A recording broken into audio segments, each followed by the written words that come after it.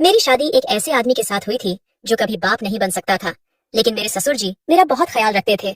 उनकी उम्र 60 साल थी, लेकिन दिखने में वो किसी पहलवान से कम नहीं लगते थे। मेरे पति अपना ज्यादातर समय अपने ऑफिस में ही बिताते थे, लेकिन तब तक मेरे ससुर जी मुझे बिल्कुल भी अकेला नहीं छोड़ते थे। वो हर तरह से मेरा ध्यान रखते थे। शादी के 5 महीने बाद ही मेरी तबीयत खराब हो गई। जब मेरा पति मुझे हॉस्पिटल लेकर गया तो डॉक्टर ने कहा, मुबारक हो, तुम्हारी पत्नी मां बनने वाली है।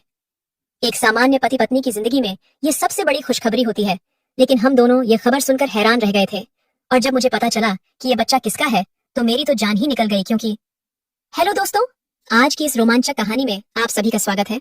मेरा नाम साक्षी है और मेरी उम्र लगभग 30 साल है।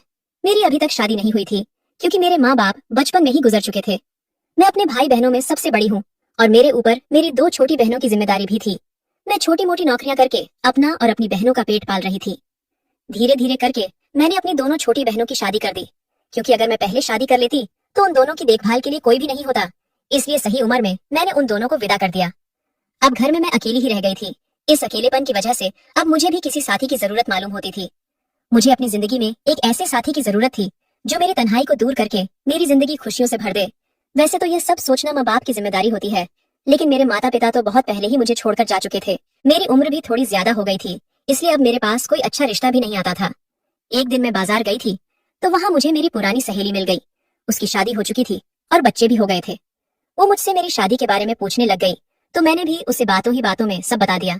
काफी देर तक बात होने के बाद उसने मुझे बताया कि उसका एक भाई है जिसकी उम्र लगभग 40 साल हो चुकी है। उसकी शादी हुई थी, पर उसकी पत्नी उसे छोड़कर अपने मायके चली गई, क्योंकि वो कभी बाप नहीं बन सकता। उसके घर में रुपयों पैसों की कोई कमी नहीं है, पर जब से कुछ रिश्तेदारों में ये बात पता चली है तब से उसके लिए रिश्ते आना बंद हो गए हैं और अब वो कुंवारा ही है। ये सब सुनकर मेरे दिमाग में एक ख्याल आया। मैंने अपनी दोस्त से कहा कि अगर तुम अपने भाई की शादी मुझसे करवा दो तो मैं तुमसे ये वादा करती हूँ कि मैं उसको छोड़कर कहीं भी नहीं जाऊंगी और उसको किसी बात के लिए ताना भी नहीं दूंगी। उसने हैरानी से पूछा, तुम उसकी सारी सच्चाई जानने के बाद भी उससे शादी करने के लिए तैयार हो? मैंने उससे कहा, तुम्हें तो पता ही है कि मेरी छोटी बहनों की शादी के बाद मैं बिल्कुल अकेली पड़ चुकी हूँ। इस तरह जीने से तो अच्छा है कि मैं तुम्हारे भाई का सहारा बन जाऊं और वो मेरा सहारा बन जाए। आखिर मैं कब तक अकेली रहूंगी? अब मुझे भी एक साथी की जरूरत महसूस होती है। बच्चे नहीं भी होंगे तो क्या हुआ, कम से कम जिंदगी के इस सफर में हम दोनों अकेले तो नहीं होंगे।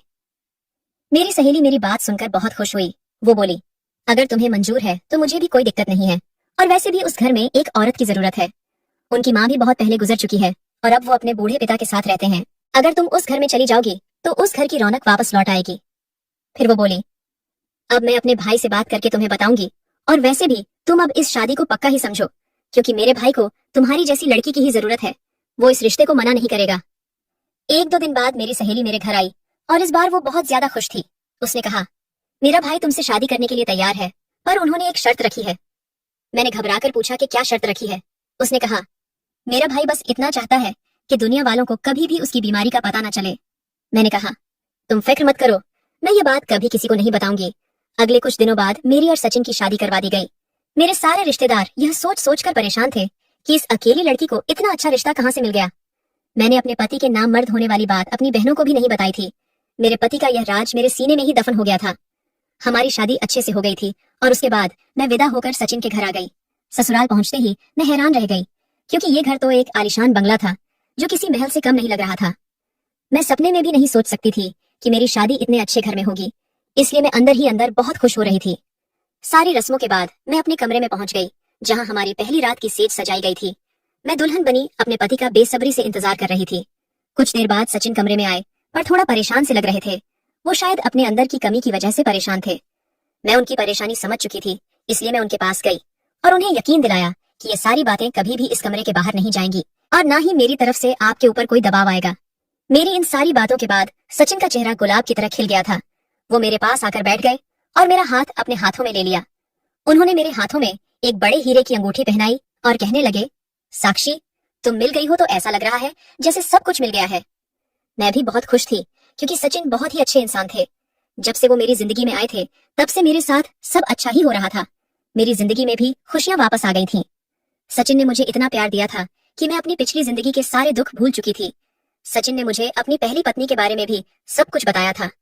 सचिन ने मुझे बताया था कि जब काफी दिनों तक उन्हें कोई बच्चा नहीं हुआ तो उन दोनों ने डॉक्टर को दिखाया और डॉक्टर ने बताया कि सचिन में बहुत सारी कमियां हैं और वो कभी बाप नहीं बन सकता। जब ये बात सचिन की पहली पत्नी राखी को पता चली तो वो सचिन को छोड़कर चली गई।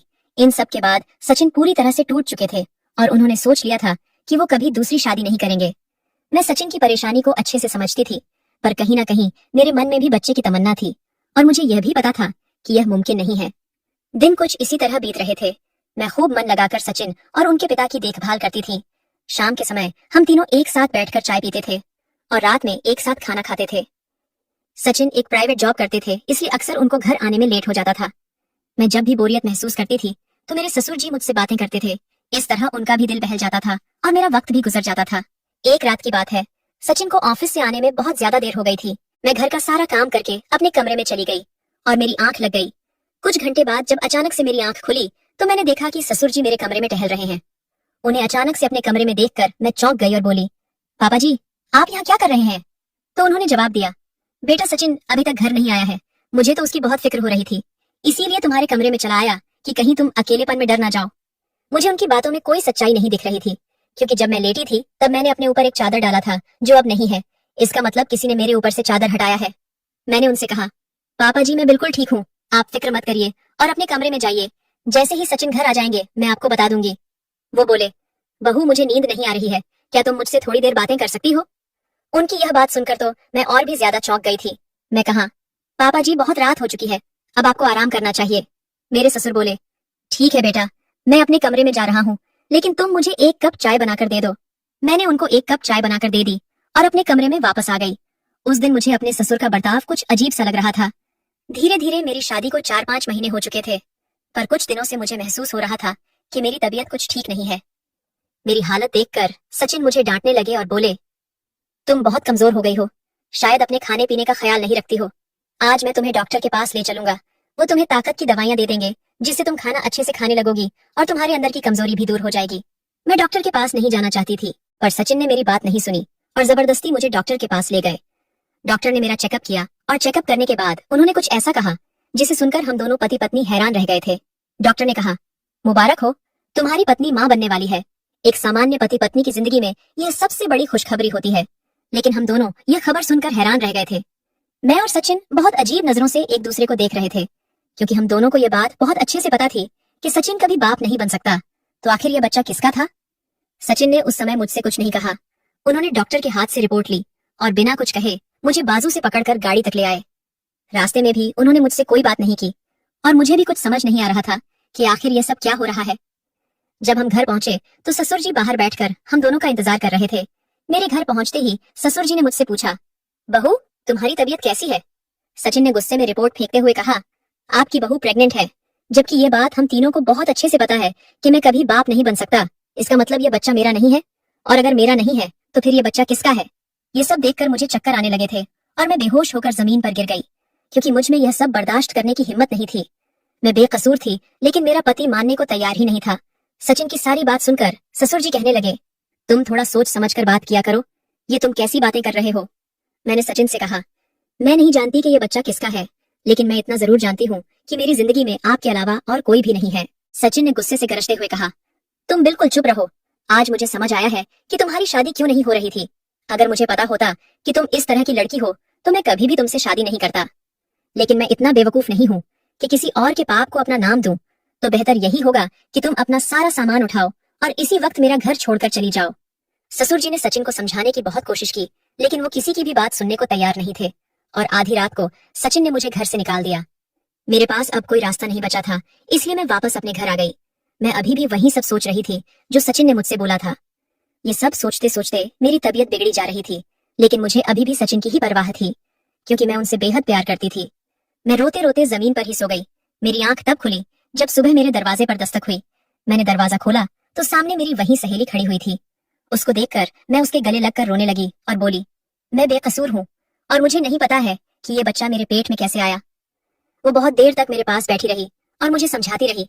उसने कहा, चिंता मत करो, सब ठीक हो जाएगा, और इतना कहकर वो चली गई। उसके जाने के बाद मैं बहुत देर तक यही सोचती रही कि मेरी जिंदगी में सचिन के अलावा कोई भी नहीं है, तो फिर ये बच्चा किसका हो सकता है।